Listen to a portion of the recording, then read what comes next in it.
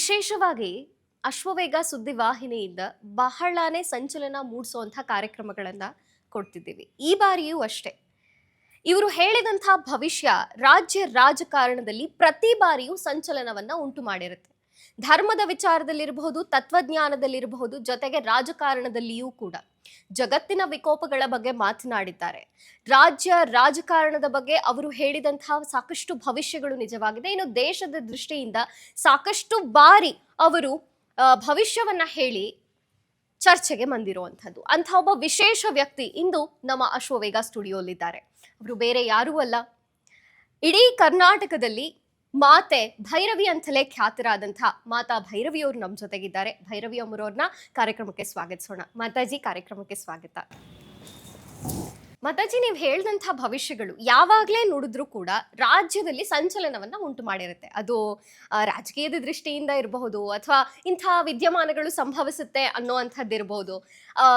ಯಾರಿಗೋ ಗೊತ್ತಿಲ್ಲದೆ ಇರೋರ್ಗೂ ಕೂಡ ಅದರ ಜ್ಞಾನವೇ ಇಲ್ಲದೆ ಇರೋ ಒಂದು ಕ್ಷಣ ಎಚ್ಚೆತ್ಕೊಳ್ತಾರೆ. ಪ್ರತಿ ಬಾರಿಯೂ ಹಾಗೆ ಆಗಿರುತ್ತೆ.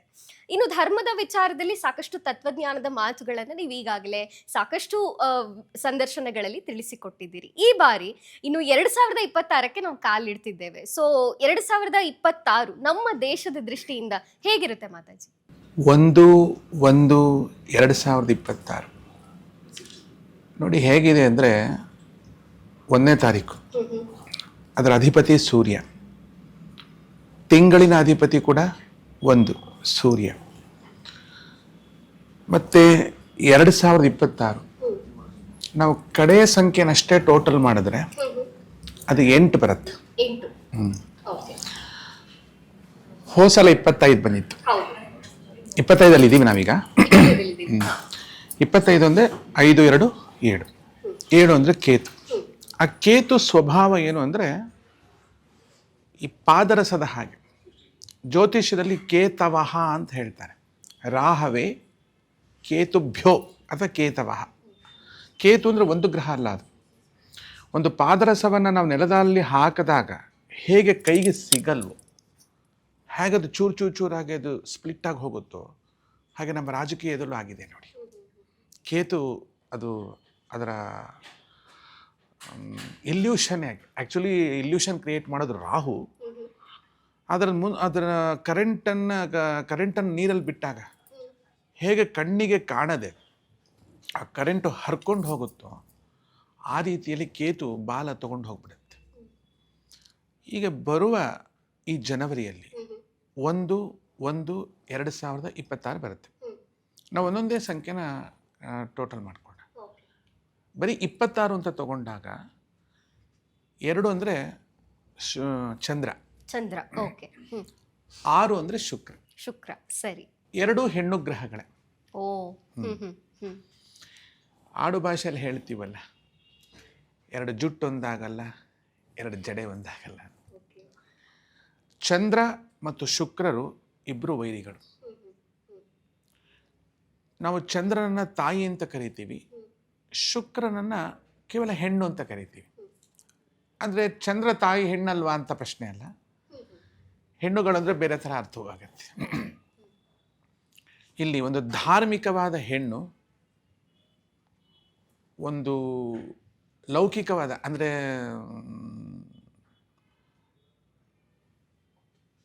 ಒಂದು ಹೆಣ್ಣು ಅಂತ ಇಟ್ಕೊಳ್ಳಿ, ಅವರಿಬ್ಬರ ನಡುವೆ ಒಂದು ಹೋರಾಟ ನಡೆಯುವಂಥದ್ದು. 2 ಸಂಖ್ಯೆಗಳು ಕೂಡಿದಾಗ 8 ಆಗುತ್ತೆ. 8 ಅದರ ಸಾರ್ವಭೌಮತ್ವ ತಗೊಂಡಿರೋದು ಶನಿ. ಶನೈಹಿ ಚರ ಅಂತ, ಶನೈಶ್ಚರ. ಶನಿಯ ಒಂದು ಸ್ವಭಾವ ಏನು ಅಂದರೆ, ಅವನ ಹೆಸರೇ ಶನೈಹಿ, ಅದು ನಿಧಾನವಾಗಿ ಅಂತ. ಏನೋ ಶನಿ ಮುಂಡೆದೆ ಅಂತಾರೆ, ಅದೇನು ಆಡು ಭಾಷೆಯಲ್ಲಿ ಬೈಗಳ ಭಾಷೆ ಅಲ್ಲ ಅದು. ಶನೈಹಿ ಅಂದರೆ ನಿಧಾನ ಅಂತ. ಆ ನಿಧಾನ ಅಂತಲೂ ಕೂಡ ಅಷ್ಟು ಸ್ಪೀಡಾಗಿ ಹೇಳೋಕ್ಕಾಗಲ್ಲ, ಅಷ್ಟು ನಿಧಾನ ಅವನ. ಆ ಟೈಮಲ್ಲಿ ನೀವೇನಾದರೂ ಒಂದು ತೊಂದರೆಗೆ ಸಿಕ್ಕಾಕೊಂಡ್ರೆ ನಿಧಾನಕ್ಕೆ ಪರಿಹಾರ ಆಗುತ್ತೆ. ತೊಂದರೆಗೆ ಸಿಕ್ಸಾಕೋ ಕೆಲಸ ಅದು.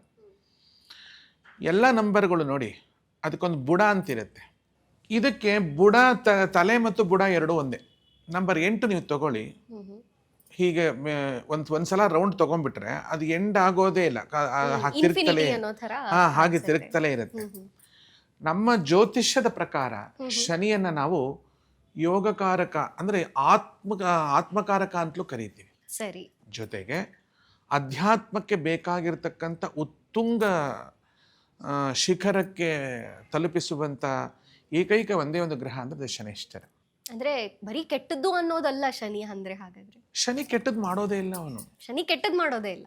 ಯಾರು ಕೆಟ್ಟದ್ದು ಮಾಡಿರ್ತಾರಲ್ವಾ ಅವ್ರಿಗೆ ಕೆಟ್ಟದ್ದನ್ನೇ ತೋರಿಸೋದು. ಅಂದ್ರೆ ಈ 7.5 ಅಂತ ಬಂದಾಗೆಲ್ಲ ಯಾಕೆ ಹೆದರ್ತಾರೆ ಹಾಗಾದ್ರೆ? 7 ವರ್ಷ ಶನಿ ಕಾಟ ಅಂತಲೇ ಹೇಳ್ತಾರೆ, ಶನಿ ಒಳ್ಳೇದ್ ಮಾಡ್ತಾನೆ ಅಂತ ಹೇಳಲ್ವಲ್ಲ ಮಾತಾಜಿ?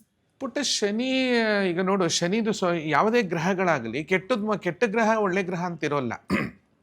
ನಾನು ಹಿಂಗೇನು ಹೇಳಿದಳು, ಶನಿ ಅಂದರೆ ನಿಧಾನ ಅಂತ ಹೇಳಿದೆ. ಈಗ ಶನಿ 4ನೇ ಮನೆಯಲ್ಲಿದ್ದಾಗ ಸುಖಸ್ಥಾನ ಹಾಳು ಮಾಡ್ತಾನೆ, 5ನೇ ಮನೆಯಲ್ಲಿದ್ದಾಗ ಪೂರ್ವ ಪುಣ್ಯ ಸ್ಥಾನವನ್ನು ಹಾಳು ಮಾಡ್ತಾನೆ, ಹಾಗೆ 6ನೇ ಮನೆಯಲ್ಲಿದ್ದಾಗ ಶತ್ರುಗಳನ್ನು ಹಾಳು ಮಾಡ್ತಾನೆ. ಅಂದ್ರೆ ಹಾಳು ಮಾಡ್ತಾನೆ ಅಂತಾನೆ ಬರುತ್ತಲ್ವಾ? ಹೌದು, ಹಾಳು ಮಾಡ್ತಾನೆ ಅಂದರೆ ಯಾವ ಮನೆಯಲ್ಲಿದೆ ಅನ್ನೋದು ಮುಖ್ಯ ಆಗುತ್ತೆ. ಈಗ ಹಾಳು ಮಾಡ್ತಾನೆ ಅನ್ನೋ ಶಬ್ದ ಬಂದಾಗ ನಿಮಗೆ ಶತ್ರುಗಳಿದ್ದಾಗ ಶತ್ರುಗಳು ಹಾಳಾಗ್ತಾರಲ್ವ, ನಿಮಗೆ ರೋಗ ಇದ್ದರೆ ರೋಗ ಹಾಳಾಗತ್ತಲ್ವ. ಹಾಗೆ ಈ ಶನಿ, ವಿಶೇಷವಾಗಿ ಶನಿ ಗ್ರಹದ ಸ್ವಭಾವ ಏನು ಅಂದರೆ ಅದು ಅಧ್ಯಾತ್ಮಕ್ಕೆ ಸಂಬಂಧಪಟ್ಟಂಥ ಗ್ರಹ. ಅದು ಯಾರ್ಯಾರು ಶನಿಯ ಪ್ರಭಾವಕ್ಕೆ ಒಳಗಾಗಿರ್ತಾರಲ್ಲ, ಮುಂದೆ ಅವರ ಜೀವನದಲ್ಲಿ ನೋಡಿ ಆ ಹಿಂದಿನ ದಿನದ ಅವರು ಮಾಡಿರ್ತಕ್ಕಂಥ ಯಾವುದೇ ಕೆಟ್ಟದಿರ್ಬೋದು ಅಥವಾ ಏನೇ ಅವ್ರಿಗೆ ಬೇಡವಾದ ಕ್ರಿಯೆಗಳಿರ್ಬೋದು, ಅದು 7.5 ಬಂದ ಮೇಲೆ ಅವ್ರು ಎಚ್ಚರ ಆಗಿಬಿಡ್ತಾರೆ, ಪರಿಪೂರ್ಣವಾಗಿ ಎಚ್ಚರ ಆಗ್ತಾರೆ. ಅಷ್ಟು ಚೆನ್ನಾಗಿ ಅದು ಅರ್ದು ಇನ್ನು ಮುಂದೆ ಈ ಕಹಿ ಘಟನೆಗಳು ನನ್ನ ಜೀವನದಲ್ಲಿ ಮರುಕಳಿಸಬಾರದು ಅಂತ ತೀರ್ಮಾನ ಕೊಡಿಸಿ ನಡೆಸುವಂತಹ ಒಂದು ಜಡ್ಜ್ ಅಂತಂದ್ರೂ ಏನು ತಪ್ಪಿಲ್ಲ. ಓಕೆ, ಅಂದ್ರೆ 2026 ಶನಿ ಆಳ್ತಾನ? ಹೌದು, ಶನಿಯ ಆಡಳಿತ. ಹಾಗಾದ್ರೆ ದೇಶದ ದೃಷ್ಟಿಯಿಂದ ಏನೆಲ್ಲ ಸಾಧ್ಯತೆಗಳಾಗ್ಬೋದು, ಏನೆಲ್ಲ ಬದಲಾವಣೆಗಳ ಸಾಧ್ಯತೆ ಇದೆ ಮಾತಾಜಿ? ನಾನು ಅದನ್ನೇ ಹೇಳಿದೆ, ಅಲ್ಲಿ ಮೊದಲನೇದು 1 ತಾರೀಕು ಒಂದಿದೆ, ಅದು ಸೂರ್ಯ. ಮಧ್ಯ ತಿಂಗಳಲ್ಲೂ ಒಂದಿದೆ, ಅದು ಸೂರ್ಯ. ಸರಿ. ಕಡೆಯ ನಂಬರನ್ನು ನಾವು ಟೋಟಲ್ ಮಾಡಿದಾಗ ಬರೀ 8 ಬರುತ್ತೆ. ಅದಿಷ್ಟು ಕೂಡಿಸಿದಾಗ ಮತ್ತೆ 10 ಬಂದ್ಬಿಡುತ್ತೆ, ಮತ್ತೆ ಒಂದೇ ಬರುತ್ತೆ. ಎಲ್ಲವೂ ಸೇರಿಸಿದಾಗ 2026 ಸೇರಿಸು ಎಷ್ಟಾಗುತ್ತೆ? 2026 ಬರೀ ಸೇರಿಸಿದ್ರೆ 8. 26 8 ಆಗುತ್ತೆ. 8 2 10, ಅಲ್ಲಿ 2 ಮತ್ತೆ 2 ಉಳಿತಲ್ವಾ, ಆ 10 ಅಲ್ಲಿ 1 ಉಳಿಯುತ್ತೆ. ಆ 1ಕ್ಕೆ ಆ ತಿಂಗಳು ತಗೋ, 1ನೇ ತಿಂಗಳಾಗತ್ತೆ ಅಲ್ವಾ. ಆ 1ನೇ ತಿಂಗಳಿಗೆ ಮತ್ತೆ ತಾರೀಕು ಸೇರಿಸ್ಕೊ, 3 ಆಗುತ್ತೆ. ಆಧಿಪತ್ಯ ಯಾರಿಗೆ ಬಂತು? ಗುರುವಿಗೆ ಬರುತ್ತೆ. 3 ಅಂದ್ರೆ ಗುರುನ? 3 ಅಂದ್ರೆ ಗುರುವಿಗೆ ಬರುತ್ತೆ. ಸರಿ. ಅಂದ್ರೆ ಆ ವರ್ಷ ಶನಿ ಗುರುವಿನ ಹಾಗೆ ತನ್ನ ಭಾವವನ್ನು ತೋರಿಸ್ತಾನೆ. ಮತ್ತು ವಿಶೇಷ ನೋಡು, ಅವತ್ತು ನಾವು ಕುಂಡಲಿ ಹಾಕಿ ನೋಡಿದಾಗ, ಅವತ್ತಿನ ದಿವಸದ್ದು ಹೊರ ಹಾಕಿ ನೋಡಿದಾಗ ಮಿಥುನ ಲಗ್ನ ಬಂದಿದೆ. ಮಿಥುನ ಲಗ್ನದಲ್ಲಿಯೇ ಗುರುವೇ ಉದಯ ಆಗಿದ್ದಾನೆ. ಅಂದರೆ ಇಡೀ ನಾವು ಸಂಖ್ಯಾಶಾಸ್ತ್ರ ಅಷ್ಟು ಟೋಟಲ್ ಮಾಡಿದಾಗ 1/1/2026 ಟೋಟಲ್ ಮಾಡಿದಾಗ 3 ಬರುತ್ತೆ. ಆ 3ನ್ನು ಸೂಚಿಸುವ ಗ್ರಹ ಯಾವುದು? ಗುರು. ಅವನು ಮಿಥುನ ಲಗ್ನದಲ್ಲಿಯೇ ಉದಯ ಆಗ್ತಾನೆ. ಅವತ್ತು ವಾರ ಯಾವುದು ಅಂತ ನಂಗೆ ಗೊತ್ತಿಲ್ಲ, ಹೊತ್ತು ನೀವು ನೋಡಿ ಹೇಳಬೇಕು. ಆ ಗುರುವಿನ ಆಡಳಿತ ಇದೆ, ಅದು ನೋಡಿ ಯಾವುದಂತ. ಒಂದು ಗುರುವಾರ ಬರುತ್ತೆ. ಗುರುವಾರ ಅಲ್ವಾ? ಗುರುವಾರ ಬಂತು. ಅವತ್ತು ನಕ್ಷತ್ರ ರೋಹಿಣಿ ಇದೆ. ರೋಹಿಣಿ ನಕ್ಷತ್ರದ ಅಧಿಪತಿ ಯಾರು? ಚಂದ್ರ. ತುಂಬ ಚೆನ್ನಾಗಿ ಮ್ಯಾಚ್ ಆಗ್ತಾ ಇದೆ. ಈಗ ನಾವು ಏನು ಮಾಡಬೇಕು ಅಂದರೆ ತಾರೀಕು 1 ತಿಂಗಳು 1 ಟೋಟಲ್ ಮಾಡಿದಾಗ 2 ಉಳ್ಕೊಳುತ್ತೆ. ಆ 2ರ ಅಧಿಪತಿ ಯಾರು? ಚಂದ್ರ. ರೋಹಿಣಿ ನಕ್ಷತ್ರ ಅಧಿಪತಿ ಯಾರು? ಚಂದ್ರ ಅಲ್ವಾ. ಈಗ ಬರೀ 2026 ಟೋಟಲ್ ಮಾಡೋಣ. 2026 ಟೋಟಲ್ ಮಾಡಿದಾಗ ನಮಗೇನಾಗುತ್ತೆ? ಮತ್ತೆ 1 ಬರುತ್ತೆ. ಅದರ ಅಧಿಪತಿ ಯಾರು? ಸೂರ್ಯ. ಮತ್ತು ಸೂರ್ಯ ಚಂದ್ರ ಒಂದಾದಾಗ ಒಂಥರ ಅಮಾವಾಸ್ಯೆ ಕವಿದಂಗೆ ತಾನೆ. ಯಾವ್ಯಾವ ರೀತಿ ನೀವು ಅದನ್ನು ಪ್ರಿಡಿಕ್ಷನ್ ಮಾಡ್ಬೋದು. ಒಂದು ಅಮಾವಾಸ್ಯೆ ಯಾವ್ದಕ್ಕೆ ಕವಿತಾ ಇದೆ ಅಂದರೆ ಸೂರ್ಯನಿಗೆ ಕವಿಯುತ್ತೆ. ಆರೋಗ್ಯಂ ಭಾಸ್ಕರಾದ್ ಇಚ್ಛೇತ್ ಸಂಪತ್ ಹವ್ಯವಾಹನ. ಆರೋಗ್ಯ ಬೇಕು ಅಂದರೆ ಭಾಸ್ಕರನನ್ನು ನೀವು ಪೂಜಿಸಬೇಕು, ಅಂದರೆ ಸೂರ್ಯನನ್ನು ಪೂಜಿಸಬೇಕು. ಆರೋಗ್ಯಕ್ಕೆ ತುಂಬ ತೊಂದರೆಗಳು ಬರೋ ಚಾನ್ಸ್ ಇದೆ. ತುಂಬ ಜನರಿಗೆ ಈ ಸಾಂಕ್ರಾಮಿಕ ರೋಗಗಳು ಹೆಚ್ಚಾಗ್ಬೋದು. ತುಂಬ ಜನರಿಗೆ ಅಥವಾ ದೇಶದ ದೃಷ್ಟಿಯಿಂದ? ದೇಶದ ದೃಷ್ಟಿಯಿಂದ ಸಾಂಕ್ರಾಮಿಕ ರೋಗಗಳು ಬರಬಹುದು. ಜೊತೆಗೆ ಇನ್ನೊಂದೇನು ಅಂದರೆ ಸೂರ್ಯನ ಮೇಲೆ ಶನಿಯ ಛಾಯೆ ಬೀಳುತ್ತೆ. ಯಾಕೆ ನೋಡಮ್ಮ, ಅವತ್ತು ಕುಂಡಲಿ ಹಾಕಿ ನೋಡಿದಾಗ ಮಿಥುನ ಲಗ್ನದಲ್ಲಿ ಗುರು ಇದ್ದಾನೆ, ಅಲ್ಲಿಂದ 1 2 3 4 5 6 7 ಕರೆಕ್ಟಾಗಿ ಸಮಸಪ್ತಕದ ಏಳನೇ ಮನೆಯಲ್ಲಿ ರವಿ ಕೂತಿದ್ದಾನೆ, ಕುಜ ಕೂತಿದ್ದಾನೆ, ಶುಕ್ರ ಕೂತಿದ್ದಾನೆ, ಬುಧ ಕೂತಿದ್ದಾನೆ. ಗುರುವಿನ ದೃಷ್ಟಿ ಈ ಚತುರ್ಗ್ರಹದ ಮೇಲೂ ಇದೆ. ರವಿಯ ಮೇಲಿದೆ, ಕುಜನ ಮೇಲಿದೆ, ಶುಕ್ರನ ಮೇಲಿದೆ, ಬುಧನ ಮೇಲಿದೆ. ರವಿ ಕುಜರು ಸಪ್ತಮದಲ್ಲಿ ಬಂದರೆ ದಾಂಪತ್ಯವನ್ನು ಹಾಳು ಮಾಡ್ತಾರೆ. ತುಂಬ ಜನದ ದಾಂಪತ್ಯ ಹಾಳಾಗೋಗುತ್ತೆ. ರಾಜಕೀಯ ಭವಿಷ್ಯದಿಂದ ನಾವು ತಗೊಂಡಾಗ ಸರ್ಕಾರಗಳನ್ನು ಸರಿಯಾಗಿ ಪೋಣಿಸ್ಲಿಕ್ಕೆ ಬಿಡೋಲ್ಲ. ಕುಜ ಮತ್ತು ಯಾರು ರವಿಗಳು ತುಂಬ ಹೋರಾಟವನ್ನು ಸೃಷ್ಟಿ ಮಾಡಿಬಿಡ್ತಾರೆ. ಆದರೆ ಅಲ್ಲೊಂದು ವಿಶಿಷ್ಟವಾಗಿರ್ತಕ್ಕಂಥ ಯೋಗ ಇದೆ. ಗುರು ಮತ್ತು ಕುಜರು ನೋಡಿದಾಗ ಗುರುಮಂಗಳ ಯೋಗ ಆಗುತ್ತೆ. ಗುರು ಶುಕ್ರರು ಕೂಡಿದಾಗ ಒಂದು ಅತಿಮಾನುಷಿ ಯೋಗ ಬರುತ್ತೆ. ಓಕೆ, ಅದು ಅಲ್ಲೊಂದು ವಿಚಿತ್ರವಾದ ಒಂದು ವಿಚಿತ್ರ ಇದೆ. ಏನು ಗೊತ್ತಾ, ಕುಜ ಮತ್ತು ಬುಧ ಸೇರ್ಕೊಂಡ್ಬಿಟ್ಟಿದೆ. ಅದಕ್ಕೆ ಗ್ರೀಕರ ಒಂದು ಸಂಶೋಧನೆ ಪ್ರಕಾರ ಆರ್ಎಸ್ ಮತ್ತು ಆಂಟಾರಸ್ ಅಂತ ಹೇಳ್ತಾರೆ. ಅಂದರೆ ದೊಡ್ಡ ಯುದ್ಧ ಆಗುವ ಸನ್ನಿವೇಶಗಳು ಬರುತ್ತೆ. ಭಾರತ 2026ರಲ್ಲಿ ಯುದ್ಧಗಳನ್ನ ಎದುರಿಸಬೇಕಾಗತ್ತಾ? ಭಾರತವೇ ಘೋಷಿಸುತ್ತವನು ಯಾರಿಗೂ ಗೊತ್ತು.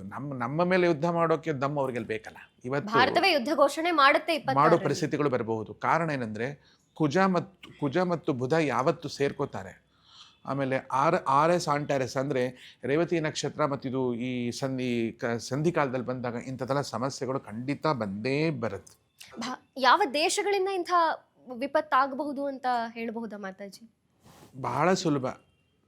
ನಮ್ಮ ಪಕ್ಕದ ಗಡಿಯವರೇ, ನಮ್ಮ ಪಕ್ಕದವರೇ, ನಮ್ಮಲ್ಲೇ ಇದ್ದು ನಮ್ಮಲ್ಲೇ ಅನ್ನ ತಿಂದು ನಮ್ಮಿಂದ ಆಚೆಗೂ ಇದ್ದು ಇವತ್ತು ನಮಗೆ ಮೆಸೀತಾ ಇರತಕ್ಕಂಥವರು ಇನ್ನೂ ಕಾಯ್ಕೊಂಡಿದ್ದಾರೆ ಯಾವತ್ತಿದನ್ನು ನಾವು ಮಾಡಬೇಕು ಅಂತ. ಅವರ ಜೊತೆ ಮತ್ತೊಬ್ಬರಿದ್ದಾರೆ. ಪಾಕಿಸ್ತಾನದ ಜೊತೆ ಯುದ್ಧ ಆಗುತ್ತೆ. ಹಾಗಾದ್ರೆ ಚೈನಾದವರು ಇದ್ದಾರೆ. ಚೀನಾ ಜೊತೆನೂ ಯುದ್ಧ ಆಗುತ್ತೆ. ಹೌದು. ಇದು ಏನು ಮಾಡೋದು ತಪ್ಸೋಕ್ಕಾಗದೇ ಇರೋ ವಿಚಾರ. ಕಾರಣ ಏನಂದ್ರೆ ಇವರು ಮಾಡ್ತಿರೋ ಕೃತ್ರಿಮೆಗಳಿಗೆ ಗುರು ಮಾತ್ರ ನೋಡಿ ಅಲ್ಲಿ ಲಗ್ನದಲ್ಲಿ ಕೂತಿದ್ದೀನಿ. ಗುರು ಅಂದ್ರೆ ಯಾವುದು? ಅಧ್ಯಾತ್ಮ, ಸನ್ಮಾರ್ಗ.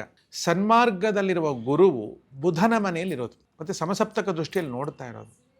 ಆದರೆ ಗುರುಗಳ ಮಧ್ಯ ಅಂದರೆ ಗುರು ಜನಗಳ ಮಧ್ಯವೂ ಈ ಯುದ್ಧಗಳು ನಡೆಯುವ ಅವಕಾಶ ಇದೆ.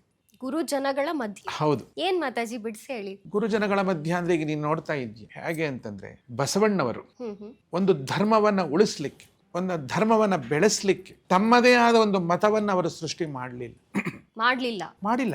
ಸನಾತನ ಧರ್ಮದ ಸಂಸ್ಕೃತಿಯ ಹರಿಕಾರರಾಗಿ ನೇರವಾಗಿ ಮಾತನಾಡಿದಂಥ ವ್ಯಕ್ತಿತ್ವ ಬಸವೇಶ್ವರರಲ್ಲಿ. ಬಸವೇಶ್ವರರು ಕೇವಲ ಕನ್ನಡದಲ್ಲಿ ವಚನಗಳನ್ನು ಮಾಡಿದ್ದಾರೆ. ಅದನ್ನೇನಾದರೂ ಅವರು ಸಂಸ್ಕೃತದಲ್ಲಿ ಮಾಡಿದ್ದಿದ್ದರೆ ಇವತ್ತು ವಿಶ್ವಾಗ ಹೋಗ್ತಿತ್ತು. ಯಾವುದೇ ಆಚಾರ್ಯರು ಕೊಡದಂತಹ ಮಾರ್ಮಿಕ ಸಂದೇಶಗಳು ವಚನ ಸಾಹಿತ್ಯಗಳಲ್ಲಿದೆ. ನೀವು ಎಲ್ಲ ಸನಾತನ ಸಂಸ್ಕೃತಿ ಎಲ್ಲ ಆಚಾರ್ಯರ ಧರ್ಮಗಳನ್ನು ನೋಡಿ, ಅದು ಕೇವಲ ಮೋಕ್ಷದ ಬಗ್ಗೆ ಮಾತಾಡುತ್ತೆ ಅಥವಾ ಪರಲೋಕ ಚಿಂತನೆ ಬಗ್ಗೆ ಮಾತಾಡುತ್ತೆ. ಅದು ಇಹಲೋಕದಲ್ಲಿ ನಾವು ಹೇಗಿರಬೇಕು ಏನು ಎತ್ತು ಹೇಳುವಾಗ ಬಹಳ ನಿಬಂಧನೆಗಳನ್ನೆಲ್ಲ ಹೇಳುತ್ತೆ. ಆದರೆ ಬಸವೇಶ್ವರರು ಹಾಗಲ್ಲ. ಮನುಷ್ಯ ಹೇಗೆ ಬದುಕಬೇಕು, ಏನನ್ನು ಮಾಡಬೇಕು, ಏನನ್ನು ಮಾಡಿದರೆ ಉತ್ತಮ ದಾರಿಯನ್ನು ಕಲ್ಪಿಸಿಕೊಳ್ಳಬಹುದು ಅಂತ ಹೇಳಿ ಪ್ರತಿಯೋರ್ವ ಮನುಷ್ಯನನ್ನು ಒಂದೆಡೆಗೆ ಲಿಂಗ ಸಂಸ್ಕೃತಿಗೆ ತಂದರು. ಎಷ್ಟು ಅದ್ಭುತವಾದ ಸಂಸ್ಕೃತಿ ಲಿಂಗ ಸಂಸ್ಕೃತಿ. ಅಂದರೆ ನೀವು ಹೇಳ್ತೀರಿ ಇವತ್ತು ಲಿಂಗ ಪರೀಕ್ಷೆ ಅಂತ ಹೇಳ್ತೀವಿ. ಇದು ಪುರುಷ ವಾಚ್ಯ ಲಿಂಗ ಇರ್ಬೋದು, ಸ್ತ್ರೀ ವಾಚ್ಯ ಲಿಂಗ ಇರ್ಬೋದು, ಎಲ್ಲದಕ್ಕೂ ಲಿಂಗ ಅಂತಲೇ ಹೇಳೋದು.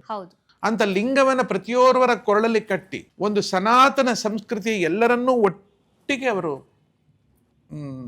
ಒಂದು ಕಡೆ ತಗೊಂಡು ಬಂದ್ರು. ಅದೇ ವಿಶ್ವಗುರು ಅಂತಲೇ ಬಸವಣ್ಣನನ್ನ ಕರೆಯುವಂಥದ್ದು ಆಗಿದ್ದಾರೆ. ಅಂತ ವಿಶ್ವಗುರುಗಳ ಮತವನ್ನ, ವಿಶ್ವಗುರುಗಳ ಸಂದೇಶವನ್ನ ಕೆಲವು ದುರ್ಬಲ ಮನುಷ್ಯರು ಅವರ ಸನಾತನ ಸಂಸ್ಕೃತಿ ಅವರಲ್ಲ, ಅವರು ಇದು ಮೂರ್ತಿ ಪೂಜೆಯನ್ನು ಒಪ್ತಾ ಇಲ್ಲ, ನದಿಯಲ್ಲಿ ಸ್ನಾನ ಮಾಡಬಾರ್ದು ಅಂತ ಹೇಳ್ತಾ ಇದ್ದಾರೆ. ಈ ಥರ ಮಾತುಗಳನ್ನು ಬಸವೇಶ್ವರರೊಬ್ಬರೇ ಹೇಳಿಲ್ಲ, ಕನಕದಾಸರು ಹೇಳಿದ್ದಾರೆ. ನೀರಲ್ಲಿ ಮುಳುಗುವ ಗುಂಡು ಮುಳುಗನ ಹಕ್ಕಿಯಂತೆ ನೀನು ಜೀವನ ಮಾಡಬೇಡ ಅಂತ ಕನಕದಾಸರು ಹೇಳಿದ್ದಾರೆ. ಹಾಗೆ ಪುರಂದರದಾಸರು ಕೂಡ ಇದು ಒಳ್ಳೆ ಮಕ್ಕಳು ಮರಳಿನ ಮನೆಯಲ್ಲಿ ಆಟ ಆಡ್ದಂಗೆ ಸಣ್ಣ ಸಣ್ಣ ಗೊಂಬೆಗಳನ್ನ ಇಟ್ಕೊಂಡು ದೇವ್ರ ಪೂಜೆ ಮಾಡ್ತಾ ಇದೆಯಲ್ಲ, ಇದೆಲ್ಲ ಬೇಕಾಗಿದೆಯಾ ನಿನಗೆ ಅಂತ ಹೇಳ್ತಾರೆ. ಮಡಿ ಎಂದು ಅಡಿಗಡಿಗೆ ಹಾರುವೆ, ಮಡಿ ಮಾಡುವ ಬೇಗೆ ಬೇರುಂಟು ಬಿಕನಾಸಿ ಅಂತ ಹೇಳಿದ್ದಾರೆ.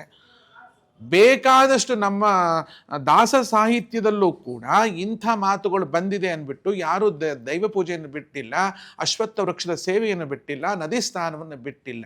ಭಾವಾರ್ಥ ಅದಲ್ಲ. ಏನು ಅಂತಂದರೆ ಆಡು ಮಾತಲ್ಲಿ ಹೇಳ್ತೀವಿ ನೋಡಿ, ಏನು ಪೂಜೆ ಮಾಡಿ ಏನು ಉಪಯೋಗ, ನೀನು ದರಿದ್ರ ತೊಗೊಂಡು ಏನು ಮಾಡ್ಬೇಕು, ಆ ದೇವ್ರ ಪೂಜೆ ತೊಗೊಂಡು ಬಿಸಾಕು ಹೋಗು ಅಂದರೆ ಆ ದೇವ್ರನ್ನ ಬಿಸಾಕು ಅಂತಲ್ಲ. ನಿನ್ನ ಭಾವ ಸರಿ ಇಲ್ಲದೆ ನೀನು ಮಾಡುವಂಥ ಪೂಜೆ ಕೇವಲ ಕಲ್ಲಿನ ಪೂಜೆ ಆಗತ್ತೆ, ಕೇವಲ ಜಡವಾದ ನೀರಿನಲ್ಲಿ ಸ್ನಾನ ಆಗತ್ತೆ ಅಂತ ಹೇಳುವ ಭಾವಾರ್ಥದಲ್ಲಿ ಬಸವೇಶ್ವರರು ಹೇಳಿದ್ದಾರೆಯೇ ಬಿಟ್ಟರೆ, ನದಿ ಸ್ನಾನವನ್ನಾಗಲಿ ಆಮೇಲೆ ದೇವತಾರ್ಚನೆಯನ್ನಾಗಲಿ ಅಥವಾ ಅಲ್ಲ, ಅವರು ಈಗ ಮೂರ್ತಿ ಪೂಜೆನೇ ಬೇಡ ಅಂತ ಇದ್ದಿದ್ರೆ ಇಷ್ಟಲಿಂಗವನ್ನು ತಂದು, ಅದು ಒಂದು ಶಿಲೆ ಅಲ್ವಾ, ಅದರೊಳಗೊಂದು ಒಂದು ಬಳಪದ ಕಲ್ಲಿನ ಒಂದು ಪೀಠಿಕೆ ಅಂತಿರುತ್ತೆ, ಅದ್ಮೇಲೆ ಕಂತೆ ಕಟ್ಟೋದು ಅಂತಿರುತ್ತೆ. ಆ ಕಂತೆ ಕಟ್ಟಿಬಿಟ್ಟು ಒಂದು ಶಿವಲಿಂಗ ಅಂತ ನಮ್ಮ ಕೊಳ್ಳಿಗೆಲ್ಲ ಹಾಕಿದ್ರು. ಆದ್ರೆ ಬಸವೇಶ್ವರರು ಮೂರ್ತಿ ಪೂಜೆ ವಿರೋಧವನ್ನ ಮಾಡಿಲ್ಲ. ಮೂರ್ತಿ ಪೂಜೆ ಮಾಡಬಾರ್ದು ಅಂತ ಇದ್ರೆ ಲಿಂಗ ಪೂಜೆಯೂ ಬೇಕಾಗಿರ್ಲಿಲ್ಲ. ಸರಿ, ಆ ಲಿಂಗ ಪೂಜೆ ಬರೀ ನಿನ್ನ ಕೊರಳಲ್ಲಿ ಲಿಂಗ ಕಟ್ಕೊಂತ ಹೇಳಿಲ್ಲ. ಆ ಲಿಂಗವನ್ನ ಪ್ರತಿ ದಿವಸ ನಿನ್ನ ಇದರ ಕರಸ್ಥಳದಲ್ಲಿ ಇಟ್ಕೊಂಡು ಅದಕ್ಕೆ ಅಭಿಷೇಕ ಮಾಡೋದು. ಅಭಿಷೇಕ ಯಾವುದ್ರಲ್ಲಿ ಮಾಡಬೇಕು? ಕಣ್ಣೀರಲ್ಲಿ ಮಾಡಬೇಕಾ ಅಥವಾ ಮಳೆ ನೀರಲ್ಲಿ ಮಾಡಬೇಕಾ? ಗಂಗೆಯ ನೀರನ್ನು ತಂದೆ ಅದಕ್ಕೆ ಅಭಿಷೇಕ ಮಾಡಬೇಕು. ಬಿಲ್ವ ಪತ್ರೆಯನ್ನು ಏರಿಸು ಪೂಜೆ ಮಾಡು ಅಂತ ಹೇಳಿದ್ದಾರೆ. ಇಷ್ಟಲಿಂಗಕ್ಕೆ ಭೋಗವನ್ನು ಇಡೋದು ಕೊಡು ಅಂತ ಹೇಳಿದ್ದಾರೆ. ಬರೀ ಅದನ್ನೇ ಪೂಜೆ ಮಾಡ್ತಾ ಮಾಡ್ತಾ ಸಮಾಜದಲ್ಲಿರ್ತಕ್ಕಂತಹ ಬಹುಮುಖ ಜನಗಳನ್ನು ನೋಡು, ಅವರಲ್ಲಿ ಶಿವನನ್ನು ಕಾಣು, ಆ ಶಿವತತ್ವವನ್ನು ನಿನ್ನ ಇಷ್ಟಲಿಂಗದಲ್ಲಿ ನೋಡಿ ಅವನನ್ನು ಪ್ರಸನ್ನೀಕರಿಸು ಅಂತ ಹೇಳಿದ್ದಾರೆ ಬಿಟ್ರೆ ಮೂರ್ತಿ ಪೂಜೆಯನ್ನು ಅವರು ಸನಾತನ ಧರ್ಮ ವಿರುದ್ಧವಾಗಿ ಮಾತಾಡಿದ್ದಂತೂ ನನಗೆ ಕಂಡಿಲ್ಲ. ಆಚಾರ್ಯತ್ರಯರು ಏನ್ ಹೇಳಿದ್ರು ಹಾಗಾದ್ರೆ ಬಸವೇಶ್ವರರು ಹೇಳಿದ್ದು ಅದನ್ನೇ ಹೇಳಿದ್ದು. ಅದು ಸಂಸ್ಕೃತದಲ್ಲಿ ಇದ್ದ, ಸಂಸ್ಕೃತ ಭಾಷೆಯಲ್ಲಿದ್ದರೆ ಅದೇ ಮುಂದುವರೆದ ಕನ್ನಡದ ಭಾಗವೇ ಇದು ಅನುವಾದವೇ ಬಿಟ್ರೆ ಪ್ರತ್ಯೇಕವಾದ ಬಸವೇಶ್ವರ ವಚನಗಳೇ ಯಾವುದೂ ಕೂಡ. ಹಾಗಾದ್ರೆ ಸನಾತನ ಧರ್ಮಕ್ಕೂ ಮತ್ತು ಬಸವೇಶ್ವರರು ಹೇಳಿದ ಧರ್ಮಕ್ಕೂ ವ್ಯತ್ಯಾಸವೇ ಇಲ್ಲ ಅಂತ? ಏನೇನೂ ಇಲ್ಲ. ಅದೇ ಗುರು ಜನರ ಮಧ್ಯೆ ಆಗುವಂಥ ದ್ರೋಹ ಯಾವುದು ಅಂತ ನೀನು ಕೇಳಿದ ಪ್ರಶ್ನೆಗೆ ಇವತ್ತಿನ ದಿವಸ ಸನಾತನ ಸಂಸ್ಕೃತಿಯ ಬಗ್ಗೆ ಅಲ್ಲಾಡಿಸುವಂಥ, ಬೇರನ್ನೇ ಅಲ್ಲಾಡಿಸುವಂತಹ ಹುಚ್ಚುಚ್ಚು ಮಾತುಗಳನ್ನು, ವಚನ ಸಾಹಿತ್ಯವನ್ನು ಚೆನ್ನಾಗಿ ಅಧ್ಯಯನ ಮಾಡದ ಗುರುಗಳು ಎಂದು ಘೋಷಿಸಿಕೊಂಡಂತಹ ಇಂಥ ಗುರುಗಳ ನಡುವೆ ಈ ಘರ್ಷಣೆ ನಡೀತಾ ಇದೆ. ಮಾತಾಜಿ, ತಾವು ಹೇಳ್ತಿದ್ರಿ 26ರಲ್ಲಿ ಗುರು ಜನರ ಮಧ್ಯೆಯೇ ಒಂದು ಕಿತ್ತಾಟ ನಡೆಯುತ್ತೆ, ಅದನ್ನು ನಾವು ನೋಡ್ತೀವಿ ಅಂತ. ಇನ್ನು ದೇಶದ ದೃಷ್ಟಿಯಿಂದ ತಗೊಂಡಾಗ ನಮ್ಮ ಸೈನ್ಯಕ್ಕಿರ್ಬಹುದು, ಕೃಷಿಕರಿಗಿರಬಹುದು, ದೇಶದ ಹಿತವನ್ನ ಬಯಸುವಂಥ, ಒಳಿತಾಗುವಂಥ ಯಾವೆಲ್ಲ ಸಾಧ್ಯತೆಗಳಿದೆ ಮಾತಾಜಿ? ನಿಜವಾಗಿಯೂ ಹೇಳಬೇಕು ಅಂತಂದರೆ ಕೆಲವು ಭಿನ್ನಾಭಿಪ್ರಾಯಗಳಿದೆ. ಏನು ಭಿನ್ನಾಭಿಪ್ರಾಯಗಳು ಅಂದರೆ, ಯಾವುದೇ ನಾವು ವರ್ಷದ ಭವಿಷ್ಯ ಹೇಳುವಾಗ ಯುಗಾದಿಯಿಂದ ಪ್ರಾರಂಭ ಮಾಡಬೇಕು. ಅಂದರೆ ಇದು ಸನಾತನ ಸಂಸ್ಕೃತಿಯಲ್ಲಿ ಬರುವಂಥ ವಿಚಾರ.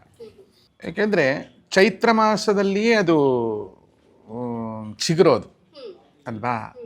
ಹೀಗೆ ಅದು ಎಲ್ಲ ಬದಲಾವಣೆ ಆಗೋದು ಯುಗಾದಿಯಿಂದಲೇ ಅದು ನಮಗೆ ಕಣ್ಣಿಗೆ ಕಾಣಿಸುವಂಥ ವಿಷಯ. ಹಾಗಂತ ಹೇಳಿ ಇಂಗ್ಲೀಷು ಇದನ್ನು ಅಂಕೆಶಾಸ್ತ್ರಗಳನ್ನು ಬಿಡೋಕ್ಕಾಗಲ್ಲ.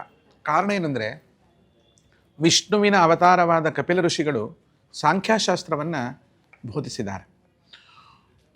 ಒಂದು ಪಕ್ಷ ತಿಥಿಗಳಲ್ಲಿ ವ್ಯತ್ಯಾಸಗಳು ಬಂದು ಫಲಗಳು ವ್ಯತ್ಯಾಸ ಆಗಿದ್ದಿದೆ, ಆದರೆ ಸಂಖ್ಯಾಶಾಸ್ತ್ರ ಮಾತ್ರ ನನ್ನ ಅನುಭವದಲ್ಲಿ 100ಕ್ಕೆ 99 ಹತ್ತಿರ ಮುಟ್ಟುತ್ತೆ. ಸಂಖ್ಯಾಶಾಸ್ತ್ರವೇ ಅತ್ಯಂತ ನಿಖರವಾದದ್ದು, ತುಂಬ ನಿಖರ. ಯಾಕೆಂದರೆ ಅವರ ಮುಖದ ಲಕ್ಷಣ ಇರ್ಬೋದು, ಅವರ ಗುಣಗಳಿರಬಹುದು, ಅವರ ವ್ಯಕ್ತಿತ್ವ ಇರಬಹುದು, ಅವರ ನಡೆ ನುಡಿಗಳಿರಬಹುದು, ಅವರಲ್ಲಿ ಆಗ್ತಕ್ಕಂಥ ಆಗು ಹೋಗುಗಳಿರಬಹುದು, ಅದೆಲ್ಲವೂ ಕೂಡ ಅವರ ಡೇಟ್ ಆಫ್ ಬರ್ತ್ ಇದೆಯಲ್ಲ, ಸಂಖ್ಯಾಶಾಸ್ತ್ರ ಭಾಗ್ಯ ಸಂಖ್ಯೆ ಅಂತ ಒಂದಿದೆ, ಮತ್ತೊಂದು ಜನ್ಮ ಸಂಖ್ಯೆ ಅಂತಿದೆ, ಅದನ್ನು ಆಧರಿಸ್ಕೊಂಡು ತುಂಬ ಇರ್ತದೆ. ಹಾಗಾಗಿ ನಾವು ಈಗ ಉಡುಪಿಯಲ್ಲಿ ಪರ್ಯಾಯ ಅಂತ ಮಾಡ್ತಾರೆ. ಅದು ವಾದಿರಾಜರ ಕಾಲದಲ್ಲಿ ಇದು ಆಚರಣೆಯಲ್ಲಿ ಚಾಲ್ತಿಯಲ್ಲಿ ಬಂದಿರೋದು. ಇವತ್ತಿಗೂ 18ನೇ ತಾರೀಕಿಗೆ ಅದು ಪರ್ಯಾಯ ಅಂತ ಮಾಡ್ತಾ ಇದ್ದಾರೆ. ಬಟ್ ಯಾವ ತಿಥಿ ಅಂತ ಅಲ್ಲಿಲ್ಲ, 18 ಅಂತ ಬರುತ್ತೆ ನೋಡಿ. ಅದು ಪರ್ಯಾಯದಲ್ಲಿ 18 ಮುಖ್ಯ ಅವರಿಗೆ. ಅಲ್ಲಿ ತಾರೀಖೇ ಲೆಕ್ಕ ಇಟ್ಕೊಂಡಿದ್ದಾರೆ. ಅದು ಯಾವ ಏಕಾದಶಿ ಆಗಿರ್ಬೋದು, ದ್ವಾದಶಿ ಆಗಿರ್ಬೋದು, ತ್ರಯೋದಶಿ ಆಗ್ಬೋದು, ಅಮಾವಾಸ್ಯೆ ಆಗ್ಬೋದು, ಯಾವುದೂ ಆಗ್ಬೋದು. ಅಲ್ಲಿ ತಿಥಿಗಿಂತಲೂ ಚೂರ್ಣೋತ್ಸವ ಅಂತ ಆಗುತ್ತೆ, ಅದಕ್ಕಿಂತ ಮುಂಚಿಂದು ಈಗ 18 ಇದೆಯಲ್ಲ, ಆ ಮಕರ ಸಂಕ್ರಮಣದು, ಅದು ಬಹಳ ಮುಖ್ಯವಾದ ವಿಚಾರ. ಹಾಗಾಗಿ 18 ವಾದಿರಾಜ ತೀರ್ಥರು ಕೂಡ ಸಂಖ್ಯೆಗೆ ಬಹಳ ಮಹತ್ವ ಕೊಟ್ಟಿದ್ದಾರೆ ಅಂತ ಅನಿಸುತ್ತೆ ನನಗೆ. ನಮ್ಮ ಇಡೀ ವೈದಿಕ ಶಾಸ್ತ್ರ ಇರೋದು 7 ಇರ್ಬೋದು, 5 ಇರ್ಬೋದು, 8 ಇರ್ಬೋದು, 9 ಇರ್ಬೋದು, ಎಲ್ಲವೂ ಕೂಡ ತಾತ್ವಿಕವಾಗಿ ನಮ್ಮ ಇಡೀ ದೇಹವನ್ನು, ನಮ್ಮ ಇಡೀ ಜಗತ್ತನ್ನು ಪ್ರತಿನಿಧಿಸುವಂತಹ ಅಥವಾ ಪ್ರತಿಫಲಿಸುವಂಥ ಸಂಖ್ಯಾಶಾಸ್ತ್ರ ನಾನು ನೀವು ಮಾಡಿದ್ದಲ್ಲ. ಇದು ಇದು ಸಾಕ್ಷಾತ್ ಕಪಿಲ ಮುನಿ ಮಾಡಿರ್ತಕ್ಕಂಥದ್ದು. ಹ್ಮ್ ಹ್ಮ್ ಆ ಲೆಕ್ಕದಲ್ಲಿ ನಾವು ನೋಡಿದಾಗ ಸಂಖ್ಯಾಶಾಸ್ತ್ರ ನಾವು ಗಣನೆಗೆ ತಗೋಬೇಕಾಗುತ್ತೆ. ಹ್ಮ್ ನಾನು ಹೇಳಿದ್ದಲ್ಲ, ಶನಿಯ ಕಡೆಗೆ ಯಾರ ಅಲ್ಲಿ ಭಾಗ್ಯ ಸಂಖ್ಯೆ ನಾವೇನಿರ್ಬೇಕು 1 ಅಂತ ಇಟ್ಕೋಬೇಕು. ಹ್ಮ್ ಹ್ಮ್ ಟೋಟಲ್ ಮಾಡಿದಾಗ ನಮಗೆ ಏನು ಎಷ್ಟು ಬಂತದು, 26, 2, 10 ಆಯಿತು. ಇಲ್ಲ, ಟೋಟಲ್ ಮಾಡಿದಾಗ 3 ಬಂತು. ಅಂದರೆ ಭಾಗ್ಯ ಸಂಖ್ಯೆ 1 ಬಂತು, ಜನ್ಮ ಸಂಖ್ಯೆ 1 ಬಂತು, ಭಾಗ್ಯ ಸಂಖ್ಯೆ 3 ಬರುತ್ತೆ. ಅಂದರೆ ಒಂದು ಗುರು, ಒಂದು ಸೂರ್ಯ, ಇವೆರಡರ ಮಧ್ಯೆ. ಸೂರ್ಯ ಅಂದರೆ ಯಾವುದು? ರಾಜಕೀಯ. ಓಕೆ. ಬೇರೆ ಬೇರೆ ಎಲಿಮೆಂಟ್ಸ್ ಪ್ರಕಾರ ನಾವು ಒಂದು ಮಾಡ್ಬೋದು. ಮುಖ್ಯವಾಗಿ ಇದು ರಾಜನಾಗುವವನಿಗೆ ಸೂರ್ಯನ ಬಲ ಬಹಳ ಬೇಕು. ಹ್ಮ್ ಸೂರ್ಯ ಬೇಕು ಅವನಿಗೆ. ಸೂರ್ಯನ ಆ ಕಡೆ ನಂಬರನ್ನು ನಾವು ಎಣಿಕೆ ಮಾಡಿದಾಗ ಲಾಸ್ಟಿಗೆ 3 ಬರುತ್ತೆ. ಅದು ಗುರುವಿನ ಪ್ರಾಧಾನ್ಯತೆಯೂ ಇದೆ. ಹ್ಮ್ ಹ್ಮ್ ಹ್ಮ್ ಇಲ್ಲಿ ಈ ರಾಜಕೀಯ ಆಚೆಗೆ ಈಚೆಗೆ ಆಗೋಕ್ಕೆ ರಾಜಕೀಯದಲ್ಲಿ ಕುತ್ಕೊಂಡ ಯಾವುದೋ ವ್ಯಕ್ತಿ ಕಾರಣ ಆಗಿಲ್ಲ. ಇಲ್ಲಿ ಹ್ಮ್ ಹ್ಮ್ ಅವನ ಹಿಂದೆ ಬೆಂಬಲಿಸುವ ಮಠಮಾನ್ಯಗಳಿದೆಯಲ್ಲ, ಆ ಮಠಮಾನ್ಯಗಳಿಂದಲೇ ಈ ರಾಜಕೀಯದ ಅಸ್ಥಿರತೆ ಅಥವಾ ಸ್ಥಿರತೆ ಆಗುವ ವಿಷಯ ಬಿಟ್ಟುಬಿಟ್ರೆ ಯಾರೋ ವ್ಯಕ್ತಿ ಮತ್ತು ಜನ ಸಂಬಂಧವೇ ಇಲ್ಲ. ಈಗ ಒಂದಿಷ್ಟು ನೀವು ನೋಡಿದ ಹಾಗೆ ಅಲ್ಲಿ ಆ ವ್ಯಕ್ತಿ ಯಾವಾತ ಕೂತಿದ್ದಾನೋ ಆತ ಕುರುಬ ಜನಾಂಗದವರು, ಅಥವಾ ಆತ ಲಿಂಗಾಯತ ಜನಾಂಗದವರು, ಅಥವಾ ಬ್ರಾಹ್ಮಣನಿಗಂತೂ ಯೋಗ್ಯತೆ ಬರಲೇ ಇಲ್ಲ ಬಿಡಿ ಪಾಪ. ಇಲ್ಲಿ ಅಂತೂ ಬೇರೆ ಬೇರೆ ಯಾವ ಜಾತಿಯ ಒಬ್ಬ ನೇತಾ ಕುತ್ಕೊಂಡಿದ್ದಾನೆ ಅನ್ನೋದ್ರ ಮೇಲೆ ಅವರ ಗುರುಜನರು ಅವರಿಗೆ ಸಪೋರ್ಟ್ ಮಾಡೋದಾಗಲಿ ಅಥವಾ ಅವರ ವಿರುದ್ಧ ಹೇಳಿಕೆ ಕೊಡೋದಾಗಲಿ ಗುರುಜನರೇ ಮಾಡ್ತಾ ಇದ್ದಾರೆ ಬಿಟ್ಬಿಟ್ರೆ ಬೇರೆ ಯಾರೂ ಮಾಡ್ತಾ ಇಲ್ಲ. ಇನ್ನು ದೇಶದ ರಾಜಕಾರಣದಲ್ಲಿ ಈಗ ಆಳ್ತಿರುವಂಥ ರಾಜ ಮೋದಿಯವರೇ ಮುಂದುವರಿತಾರ ಅಥವಾ ನಿವೃತ್ತಿ ಆಗುವಂತಹ ಮಾತುಗಳು ಕೇಳಿ ಬರ್ತಿದೆ. ಇದು ಏನಾಗಬಹುದು ಮಾತಾಜಿ? ತಾಯಿ, ಒಂದು ಮಾತು ಹೇಳ್ಬೋದು, ನಾನು BJP ಪರವಾಗೂ ಮಾತಾಡೋಲ್ಲ, ಕಾಂಗ್ರೆಸ್ ಪರವಾಗೂ ಮಾತಾಡೋಲ್ಲ. ಅದು ಇಷ್ಟು ವರ್ಷಗಳಲ್ಲಿ, ಈ 56, 57 ವರ್ಷಗಳಲ್ಲಿ ನಮ್ಮ ದೇಶದಲ್ಲಿ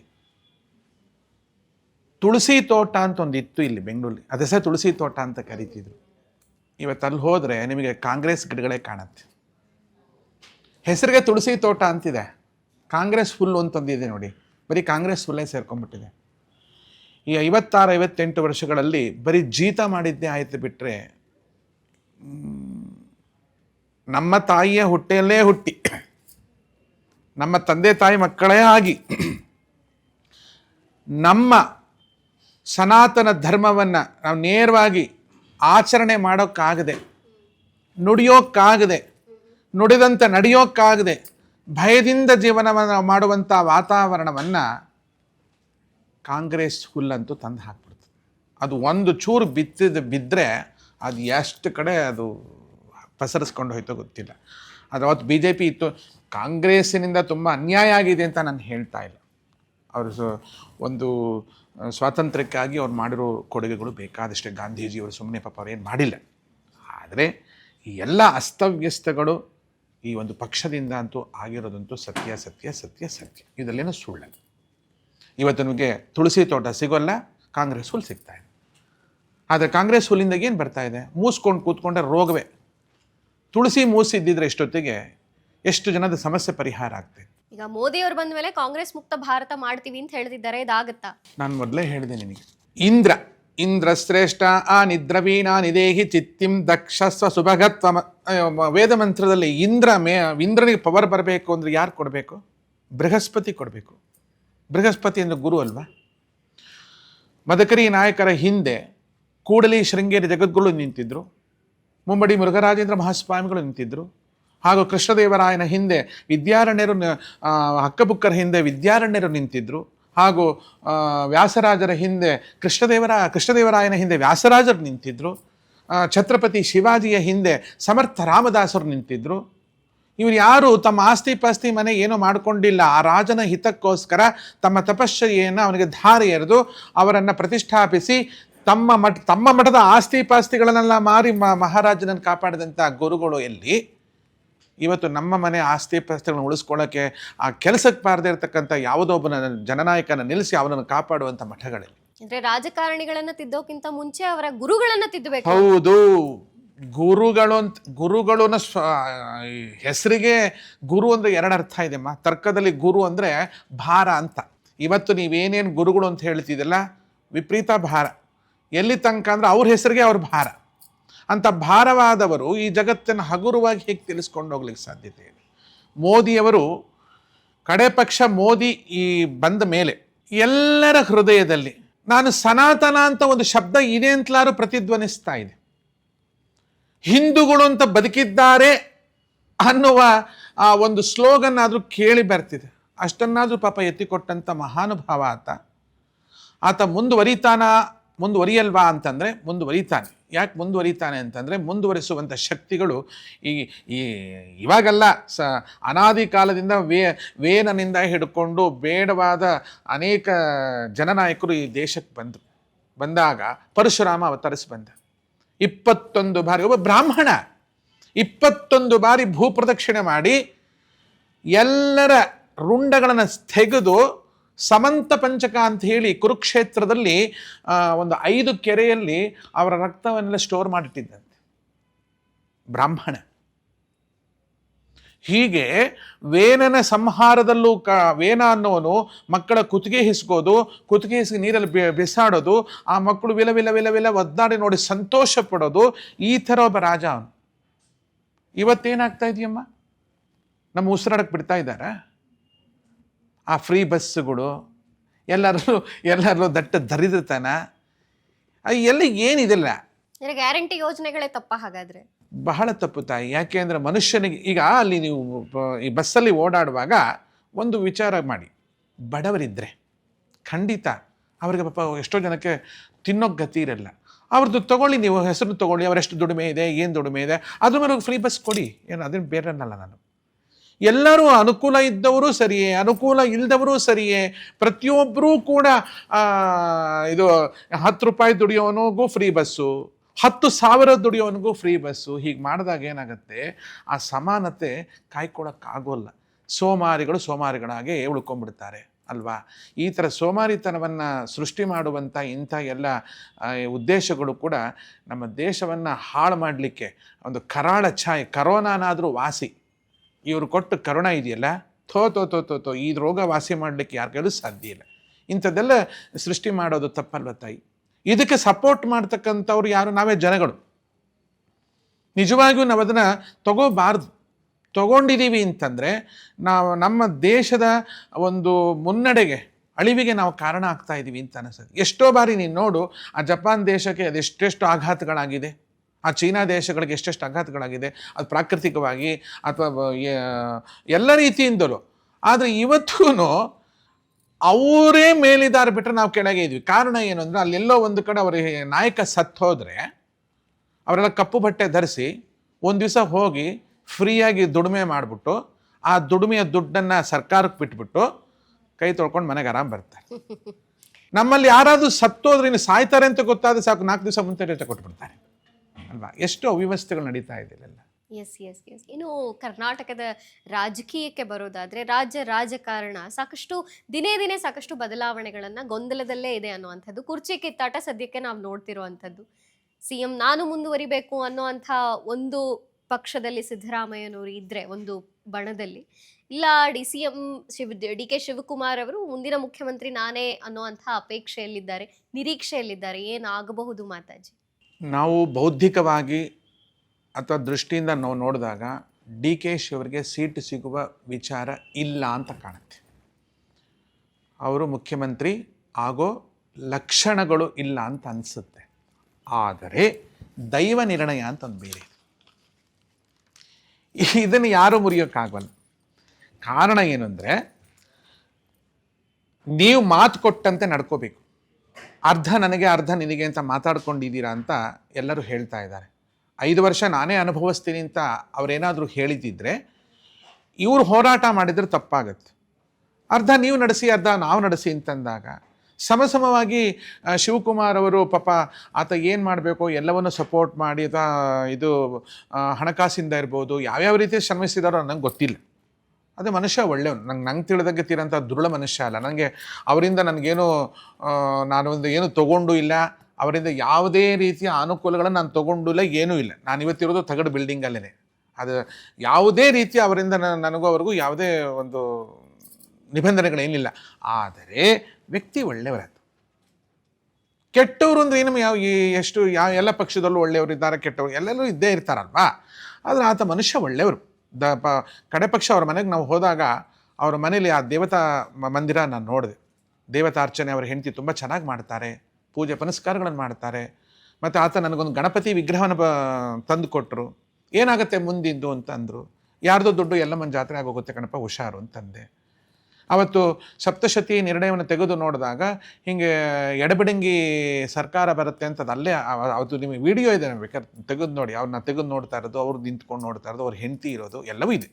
ಡಿ ಕೆ ಶಿ ಅವರು ಈ ಮೊದಲೇ ನಿಮಗೆ ಬಂದು ಏನಾಗುತ್ತೆ ಅನ್ನೋದನ್ನ ಕೇಳಿದ್ದಾರೆ, ನೀವು ಹೇಳಾಗೋಗಿದೆ. ಅವರು ಬರಲಿಲ್ಲ. ನಮ್ಮ ಒಬ್ಬರು ಗುರು ಬಾಂಧವರು ಅವ್ರ ಮನೆಗೆ ಕರ್ಕೊಂಡು ಹೋಗಿದ್ರು. ಕರ್ಕೊಂಡು ಹೋಗ ನಾನು ಹೇಳುವಂಥ ಪ್ರಸಂಗ ಮತ್ತು ಡಿ ಕೆ ಶಿ ಅವರೇನು ಬಂದಿಲ್ಲ, ನಾವೇ ಹೋಗಿದ್ವಿ ಅಲ್ಲಿಗೆ. ದೈವ ನಿರ್ಣಯ ಏನು ಅನ್ನೋದನ್ನ ನೀವು ಹೇಳಿದ್ದೀನಿ. ಈಗಾದರೂ ಕೂಡ ಆ ದೈವ ನಿರ್ಣಯದಲ್ಲಿ ಒಂದು ವಿಚಾರ ಬರುತ್ತೆ. ಏನು ಅಂತಂದರೆ, ಈಗ ಅವರ ಕುಂಡಲಿಯನ್ನು ಯಾರೋ ಕೊಟ್ಟಿದ್ದಾರೆ ನನಗೆ. ಇಲ್ಲಿ ಅವ್ರದ್ದು ಮೇಷ ಲಗ್ನ ಇದೆ. ಮೇಷ ಲಗ್ನದಲ್ಲಿ ಭಾವಕುಂಡಲಿಲಿ ರವಿ ಉಚ್ಚನಾಗಿದ್ದಾನೆ. ಅವ್ರಿಗೆ ರಾಶಿ ಕುಂಡಲಿಲಿ ದ್ವಿತೀಯದಲ್ಲಿದ್ದಾನೆ. ದ್ವಿತೀಯದಲ್ಲಿ ಬುಧನೊಟ್ಟಿಗಿದ್ದಾನೆ. ಆ ಬುಧನು ಅವರಿಗೆ ದ್ವಿತೀಯಾಧಿಪತಿಯೂ ಹೌದು. 1 2 3 4 5 6 7 ಅಂದರೆ ಸಪ್ತಮಾಧಿಪತಿಯೂ ಹೌದು. ಸಪ್ತಮಾಧಿಪತಿಯಾಗಿ ತೃತೀಯಾಧಿಪತಿ ಮತ್ತು ಷಷ್ಠಾಧಿಪತಿಯು ಅವನು ಯಾರು, ಬುಧ. ಅವನು ದ್ವಿತೀಯದಲ್ಲಿ ಅವನು ದ್ವಿತೀಯದಲ್ಲಿ ಶುಕ್ರನ ಮನೆಯಲ್ಲಿ, ಅಂದರೆ ಸ್ನೇಹಿತನ ಮನೆಯಲ್ಲಿ ಶುಕ್ರನೊಟ್ಟಿಗೆ ಇದ್ದಾನೆ. ಬುಧ ಶುಕ್ರರ ಸಂಯೋಗ ಲಕ್ಷ್ಮೀನಾರಾಯಣ ಯೋಗ ಆಯಿತು. ಆದರೆ ಆ ರವಿ ಅಲ್ಲಿ ಬಂದಿರೋದ್ರಿಂದ ಆ ರವಿಯಲ್ಲಿ ಇವರಿಬ್ಬರು ಗ್ರಹರು ಯುತಿ ಆಗ್ತಾರೆ, ಅಂದರೆ ಅಸ್ತರಾಗ್ತಾರೆ. ಆ ಇವೆರಡು ಗ್ರಹರು ಅಸ್ತರಾಗ್ತಾರೆ. ಆದರೆ 1 2 3 4 5 6 7 8 9 10 11ದಲ್ಲಿ ಗುರು ಇದ್ದಾನೆ. ಕುಂಭದಲ್ಲಿ ಗುರು ಇರೋದ್ರಿಂದ ಖಂಡಿತ ಡಿ ಕೆ ಶಿವರಿಗೆ ಗುರುವಿನ ಅನುಗ್ರಹ ಬಂದೇ ಬರುತ್ತೆ. ಶುಭ ಏಕಾದಶ ಸ್ಥಾನ ಫಲ ಅವಾಪ್ತ್ಯರ್ಥಂ ಅಂತ ಹೇಳ್ತಾರೆ. ಏಕಾದಶದಲ್ಲಿ ಗುರು ಬಂದು ಕುಂಭದಲ್ಲಿ ಕುತ್ಕೊಂಡಿದ್ದ. ಕುಂಭಗುರು ಬಹಳ ವಿಶೇಷವಾದ ಗುರು. ಗುರುವಿನ ಅನುಗ್ರಹ ಒಂದು ವಿಶೇಷ ರೀತಿಯಲ್ಲಿ ಆಗತ್ತೆ. ಇವರ ಆ ಕುರ್ಚಿಗೆ ಯಾರು ಅಡ್ಡ ಇದ್ದಾರೋ ಅವರನ್ನು ಹೇಗೆ ಸರಗಿಸಬೇಕು ಅಂತ ಏನು ಒಂದು ನಡೆಯುತ್ತಲ್ಲ ಆ ಸನ್ನಿವೇಶ, ಅದನ್ನು ಗುರುವೇ ಕ್ರಿಯೇಟ್ ಮಾಡುತ್ತೆ. ಮಾಡಿದಾಗ ಏನಾಗುತ್ತೆ, ಅವ್ರಿಗೆ ಆ ಸೀಟು ಮೇಲೆ ಕುತ್ಕೊಂಡು ಅವರು ಆಡಳಿತ ನಡೆಸುವ ಯೋಗ ಅವರಿಗೆ ಬಂದೇ ಬರುತ್ತೆ. ಮಾತಾಜಿ ಯಾವಾಗ ಅನ್ನುವಂಥ ನಿರೀಕ್ಷೆಯಲ್ಲಿ ಇದ್ದೀವಿ. ಈಗ ನೋಡಮ್ಮ, ಇದೇ ಅವರ ಕುಂಡಲಿ ಆಗಿದ್ದರೆ ಲಗ್ನದಿಂದ ಈಗ ಷಷ್ಠದಲ್ಲಿ ಚಂದ್ರ ಇದ್ದಾನೆ. 1 2 3 4 5 6ರಲ್ಲಿ ಚಂದ್ರ ಇದ್ದಾನೆ. ಚಂದ್ರನಿಂದ ನಾವು ಎಣಿಕೆ ಮಾಡಿಕೊಂಡಾಗ ಅವ್ರದ್ದು ಕನ್ಯಾ ರಾಶಿ ಅಂತ ಇಲ್ಲಿ ತೋರಿಸ್ತಾ ಇದೆ. ಈ ಚಂದ್ರನಿಂದ ನಾವು ಎಣಿಕೆ ಮಾಡಿಕೊಂಡಾಗ 2019 2018 ಕಳೆದು 24ರಲ್ಲಿ ಅವರಿಗೆ ಪಂಚಮ ಶನಿ ನಡೀತಾ ಇತ್ತು. ಪಂಚಮ ಶನಿ ತುಂಬ ತೊಂದರೆ. ಎಷ್ಟು ತೊಂದರೆ ಅಂತಂದರೆ, ಇದು ಕಾದ ಹೆಂಚಿನಲ್ಲಿ ನಾವು ನಡೆದಾಗ ಎಷ್ಟು ಸಂತೋಷ ಆಗುತ್ತೋ ಅಷ್ಟು ಸಂತೋಷ ಆಗತ್ತಂತೆ. ಪಾಪ ಅವರು ಅವಾಗ ನಡೆದ್ರಲ್ಲ, ಓಡಾಡಿದ್ರಲ್ಲ, ಬರಿಗಾಲೆಲ್ಲ ಓಡಾಡಿದ್ರು, ನಿಮಗೆ ಗೊತ್ತು. ಅದಾದಮೇಲೆ ಮತ್ತೆ ಶನಿ ಏನು ಮಾಡ್ದ, ಷಷ್ಠಕ್ಕೆ ಬಂದ. ಷಷ್ಠಕ್ಕೆ ಬಂದ ಮೇಲೆ ಈಗ ಅವನು ಮೀನರಾಶಿಯಲ್ಲಿದ್ದಾನೆ. ಅಂದರೆ ಸೀದಾ ನೇರವಾಗಿ ಅವನು ಕನ್ಯೆಯನ್ನು ನೋಡ್ತಾ ಇದ್ದಾನೆ, ರಾಶಿ ನೋಡ್ತಾ ಇದ್ದಾನೆ. ಇನ್ನು ಸ್ವಲ್ಪ ದಿನಗಳಲ್ಲಿ ಶನಿಯ ಒಂದು ನಿರ್ಗಮನ ಮುಂದಾಗತ್ತಲ್ವಾ, ತಕ್ಷಣ ಅವರಿಗೆ ಉತ್ತಮ ಫಲಿತಾಂಶ ಖಂಡಿತ ಸಿಗ್ತದೆ. ಅದು ಸ್ವಲ್ಪ ಅವರು ಇದರಲ್ಲಿ ಕೆಲವು ಪರಿಹಾರಗಳಿದೆ. ಆ ಪರಿಹಾರಗಳನ್ನು ಮಾಡಿಕೊಂಡಲ್ಲಿ ನಿಜವಾಗಿಯೂ ಯಾವುದೇ ಸಮಸ್ಯೆ ಇಲ್ಲದೆ ಆ ಸೀಟ್ ಅವ್ರಿಗೆ ಪ್ರಾಪ್ತಿಯಾಗತ್ತೆ. ಅದ ಮೇಲೆ ಆರಾಮಾಗಿ ಕೂತ್ಕೋಬಹುದು. ಮಾತಾಜಿ, ದೇಶದ ರಾಜಕೀಯದ ಬಗ್ಗೆ ಇರಬಹುದು, ಕರ್ನಾಟಕದ ರಾಜಕೀಯದ ಬಗ್ಗೆ ತಾವು ಮಾತನಾಡಿದ್ದನ್ನು ಕೇಳಿದ್ವಿ. ಇನ್ನು ಚಿತ್ರರಂಗಕ್ಕೆ ಬರೋದಾದ್ರೆ, ಈ ಹಿಂದೆ ಡಾಕ್ಟರ್ ರಾಜ್ಕುಮಾರ್ ಅವರ ಆತ್ಮದ ಜೊತೆಗೆ ತಾವು ಮಾತನಾಡಿದ್ರಿ ಅನ್ನುವಂಥದ್ದು, ಇದು ಸತ್ಯನಾ? ಇನ್ನೊಂದು ಹೀಗೆ ಅಂದರೆ ಈಗಾಗಲೇ ತೀರಿ ಹೋಗಿ ಎಷ್ಟೋ ವರ್ಷ ಆಗಿರುವಂಥ ಆತ್ಮಗಳ ಜೊತೆ ನಾವು ಮಾತನಾಡೋದಕ್ಕೆ ಸಾಧ್ಯನಾ ಮಾತಾಜಿ? ಪುಟ, ಆತ್ಮದ ಜೊತೆ ಮಾತಾಡೋಕ್ಕಾಗಲ್ಲ.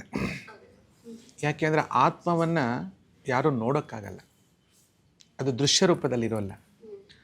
3 ಶರೀರಗಳಿರುತ್ತೆ: ಸ್ಥೂಲ ಶರೀರ, ಸೂಕ್ಷ್ಮ ಶರೀರ ಮತ್ತು ಕಾರಣ ಶರೀರ ಅಂತ. ಯಾವುದೇ ಒಬ್ಬಾತ ದೇಹ ಬಿಟ್ಟಾಗ ಈ ಎರಡು ಶರೀರಗಳು ಉಳ್ಕೊಂಡಿರುತ್ತೆ, ಇದರಲ್ಲಿ ಯಾವುದಾದ್ರೂ ಒಂದು ಉಳ್ಕೊಂಡಿರುತ್ತೆ. ನನಗೆ ಡಾಕ್ಟರ್ ರಾಜ್ಕುಮಾರ್ ಅವರಂದರೆ ತುಂಬ ದೊಡ್ಡ ಉದಾತ್ತವಾದ ಅವರ ಮೇಲೆ ನನಗೆ ಒಂದು ಭಾವನೆ. ಯಾಕೆಂದರೆ ಆತ ಒಬ್ಬ ಬರೀ ಕಲಾವಿದ ಅಲ್ಲ, ಕೇವಲ ಗೃಹಸ್ಥ ಅಲ್ಲ, ಆತ ರಾಜರ್ಷಿ.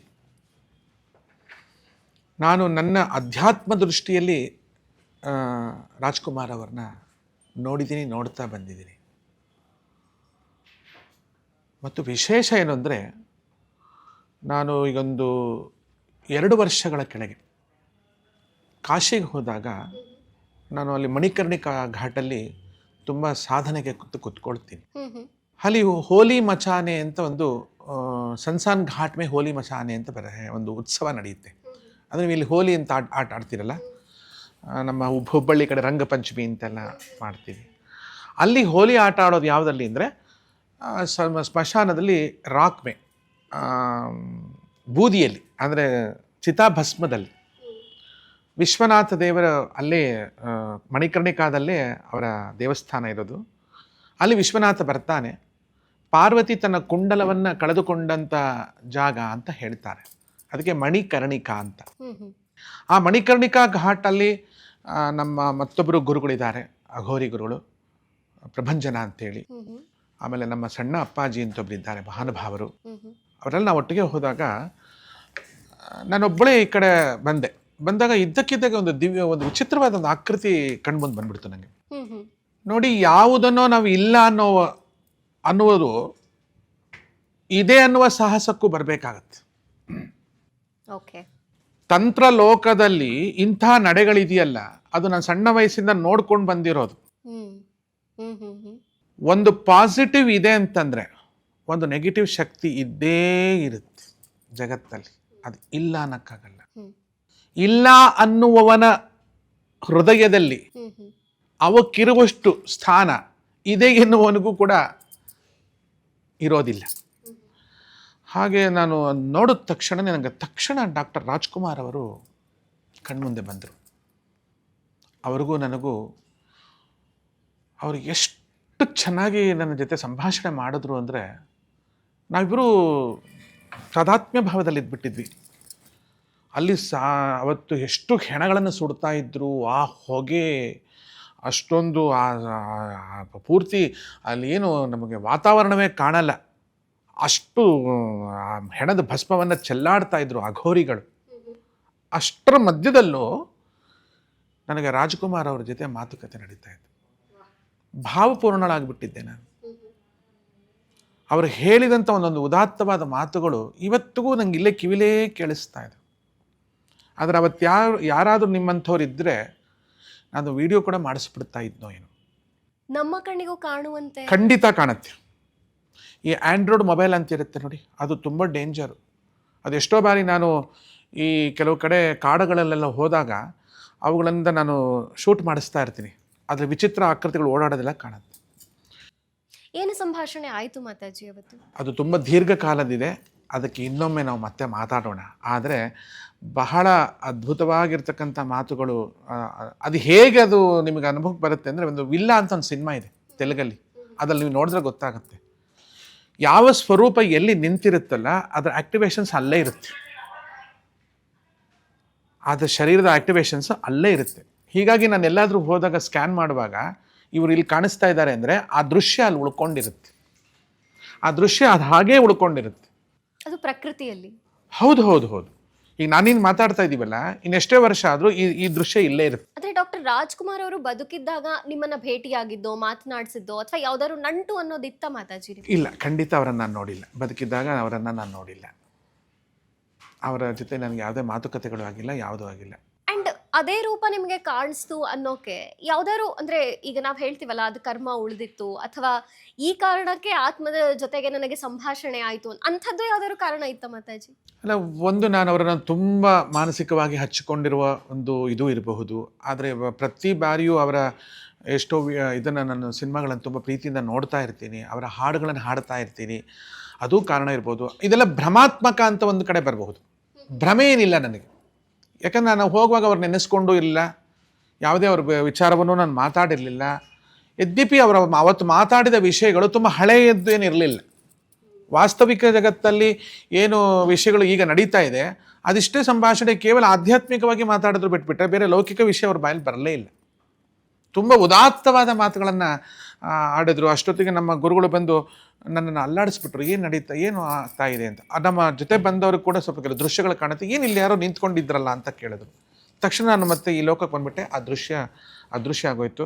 ಆದರೆ ಇನ್ನೊಂದು ಎಪಿಸೋಡಲ್ಲಿ ಬೇಕಾದರೆ ನಾನು ಅದು ಏನು ಮಾತಾಡಿದ್ದಾರೆ ಅನ್ನೋದು ಸ್ಪಷ್ಟವಾಗಿ ಎಲ್ಲವನ್ನೂ ಹೇಳಿ. ಖಂಡಿತ ಮಾತಾಜಿ, ನಮಗೆ ಕೇಳುವಂತಹ ಕುತೂಹಲ ಇದೆ. ಜೊತೆಗೆ ಈ ರಾಜ್ಕುಮಾರ್ ಅವರ ಆತ್ಮ ಮುಂದೆ ಯಾವ ಶರೀರವನ್ನು ಪಡ್ಕೊಳ್ಳುತ್ತೆ ಅಥವಾ ಅದು ಏನಾಗುತ್ತೆ ಅನ್ನೋವಂಥದ್ದನ್ನು ತಾವು ತಿಳಿಸಬಹುದು?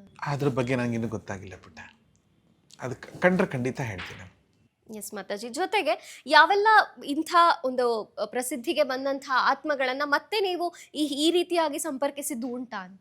ತುಂಬ ಜನಗಳ ನನಗೆ ದರ್ಶನಗಳಾಗಿದೆ. ಅದರಲ್ಲಿ ಸಿನಿಮಾ ರಂಗಕ್ಕೆ ಸಂಬಂಧಪಟ್ಟವರು ಇವರೊಬ್ಬರೇ. ಬೇರೆ ಬೇರೆ ಶಾಂತಾವಧೂತರು ಅಂತಿದ್ದರು, ಅವರ ಜೊತೆ ಸಂಭಾಷಣೆ ಆಗಿದೆ. ಸಿದ್ಧಾರೂಢರ ಜೊತೆ ಆಗಿದೆ.